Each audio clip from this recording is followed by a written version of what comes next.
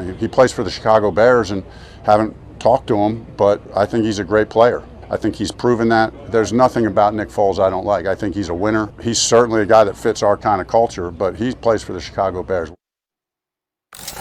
Well, we will see about that. But for now, let's speculate. Max, who do you think is a better fit at quarterback for the Colts? Is it Foles or is it Rivers? It's Phillip Rivers. Now, let me say, I got to preface this by saying, Swagoo, I had Chris Mortensen on the Max Kellerman Show, ESPN Radio, 2 p.m. Eastern, yesterday, and he was adamant that they feel that the intelligence out of Indianapolis is they're confident that it'll be on the low end. They're optimistic, rather. It'll be on the low end of the timetable. Good, that's great. Both for Wentz and for Quentin Nelson, right?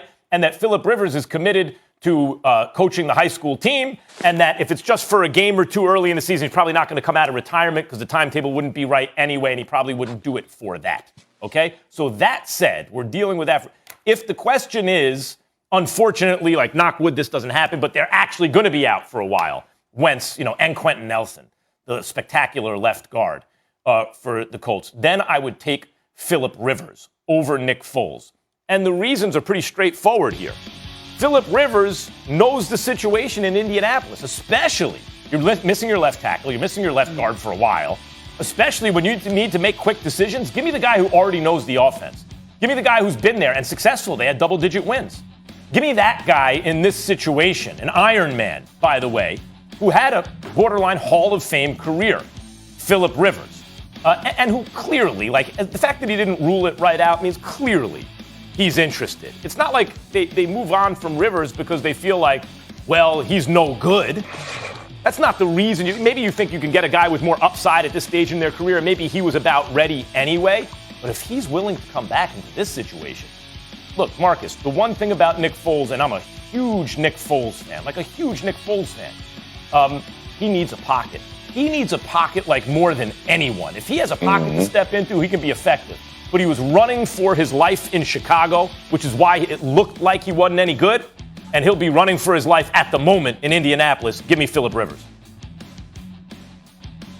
So bringing in Phillip Rivers would just kind of recreate what you looking at last year, right? For a guy that's been out of football, coaching high school football. The dude that has not done any football activities is the best fit for you. That's you selling that on First Take right now. Yeah, okay, right. Nick Foles is the best fit. And it ain't about knowing the offense, because Nick Foles would know the offense too. And as much as people talk about Marcus Brady, we know damn well this Frank Reich's offense and his philosophy. It ain't no way that Carson Wentz is in Indianapolis first and foremost if it ain't for Frank Reich. And the last guy, coincidentally, the two guys that played above the level that we've seen them play at in the recent years was with Frank Reich, and that's Nick Foles and that's Carson Wentz. I get it from an emotional standpoint, what it would do to Carson's emotion. I'm not dealing in emotion. I'm one of the defense. I'm putting myself on this team. I'm putting myself in a situation where look, Max, to your point, we all know Phillip Rivers is a better quarterback than Nick Foles over the course of time. But Nick Foles was a Super Bowl MVP and had a phenomenal run under Frank Reich. And if you can get that, coincidentally, we may be on the long end, we may be talking 4 or 5 games before Carson Wentz gets back. I can't think of a better guy than the guy that showed you in 4 or 5 games that I could play at the level you need me to play in order for us to win a Super Bowl, let alone open up a season with a tough schedule, with a great understanding and a grasp of an offense, more athletic than Phillip Rivers. I don't care what anybody says. Nick Foles is more athletic than Phillip Rivers. So when you talk about a clean pocket, that's most quarterbacks. That's your guy that was supposed to fall off a cliff, Tom Brady. He need a clean pocket too. Every damn quarterback need a clean pocket. And he had but one. I would much rather prefer one that can sidestep or move to the right or left a little bit better than the other one when they both have a grasp and one has been out of football for the last 7 months doing nothing outside of working out and coaching high school football. Y'all emotions are getting to y'all with this situation. So it's a no-brainer for me. Now, if we talking a picture of go ahead. Yep. Let me get this straight. Mm-hmm. You said you know that Phillip Rivers is a better quarterback than Nick Foles. You're also aware that he quarterbacked this team. In totality. He quarterbacked this team, Phillip Rivers did, to double-digit wins last season, right? So you're aware of those two things. You're also aware that they brought in Carson Wentz. You're also aware that the Wentz and Quentin Nelson injuries it ain't going to go past 5. We're operating under the assumption it's not going to go past week 5 or 6 of the football season, right? Right. Not even the halfway point. You're aware of all those things. You're also aware that they brought in Carson Wentz, and that clearly Coach has said this thing that I think has alluded to the thing that we're all thinking, like Carson Wentz got to get his head on straight. You know, you got to build Carson Wentz back up. Emotionally, psychologically, mechanically, everything. He's got to be built back up. And what you want to do as a placeholder early in the seasons to win you enough games just to keep you competitive so that Wentz can then take the ball as the best version of himself and take you there is bring in the guy who basically, even though we want to say it, wrecked him in Philadelphia.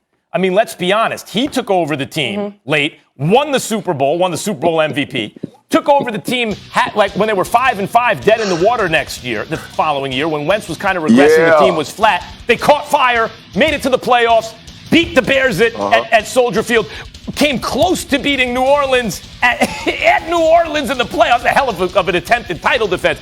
You want to bring that guy in to give Carson Wentz nightmares when he finally gets back. Just to try to give yourself, you believe, I think mistakenly, a little bit better of a chance with an inferior quarterback to win a few early season games.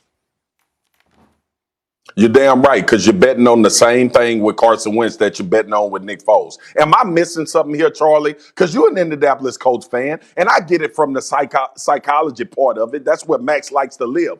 But if we are predicating, all right, everybody grasp this and understand this. And then, Charlie, you tell me what you think, because I know you have an affinity for the Colts. If we are predicating Carson Wentz being rehabilitated, for the lack of better words, by Frank Reich and his career, why wouldn't we want to bring in the next guy that had the most success with Frank Reich? Why wouldn't we want to do that? Because we worried about Carson Wentz and how he's going to respond. We are trying to I think win Carson Wentz is going to have a setback regardless of who they bring in. Wentz will have a setback. He's going to have a setback regardless of who they bring in. I mean, this is the last thing that he needed. He's trying to come off of. He's had a horrible career so far. Not even just a couple last year. A whole career, it's been bad. So really, the last thing he needs. And I don't. And then psychologically, it affects him as well. I don't understand this notion. I don't understand this notion that bringing Phillip Rivers in is less of a blow. If that's he already retired. If bringing Nick Foles in is going to get in Carson Wentz's head, what the hell you think bringing in Phillip Rivers going to do? Marcus, hold on. You just pointed out went to the playoffs and won a lot of games. That's actually the safest pick because Wentz would understand. It wouldn't even have to be explained to him. This dude already retired, but while you're getting right physically, we want to bring in a guy who knows the offense and just won 11 games. But also, wouldn't you understand if you wanted to bring in Nick Foles and just say, hey, this guy's still in the league? He's ready to go. He's in shape. Think about what a mess that would be. I don't know.